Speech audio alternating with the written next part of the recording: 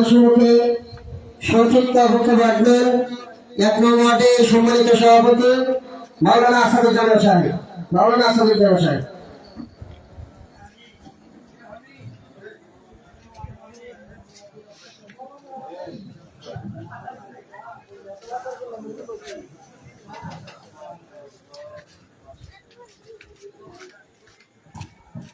আসসালামু আলাইকুম।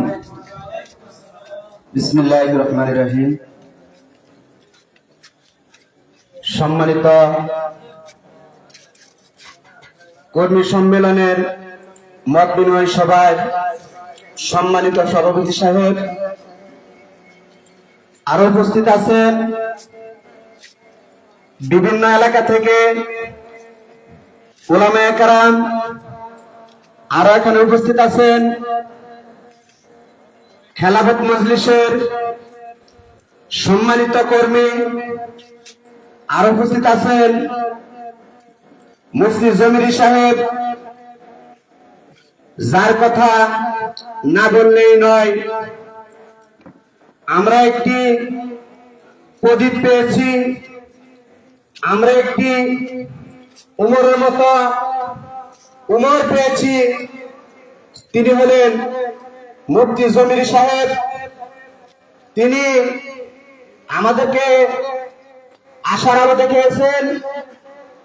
এই মহাদান ইউনিয়ন নয়, জামালপুর থেকে উনি এমপি পদে দাঁড়িয়েছেন। আমরা সব সময় উনার পাশে আছি, ইনশাআল্লাহ থাকবো। সন্ত্রাসীর দিন শেষ, ইসলামী খেলাফতের বাংলাদেশ। একটা কথা মনে রাখবেন, আমরা এখন যে পরিস্থিতিতে, যে অবস্থায় আছি, আমরা প্রত্যেকটাই কর্মী এক একটা উমরের মতো গর্জে উঠব এবং আগামী নির্বাচনের জন্য প্রস্তুতি গ্রহণ করব এবং আল্লামা মামুনুল হককে আমরা আগামী সংসদে দেখতে চাই। তার সুবাদে মুফতি জমির রহমানকে আমরা দেখতে চাই, এমপি পদে দেখতে চাই। সবাই তো দেখতে চান ইনশাআল্লাহ। এই বলে আমার সংক্ষিপ্ত বক্তব্য শেষ করছি। আসসালামু আলাইকুম।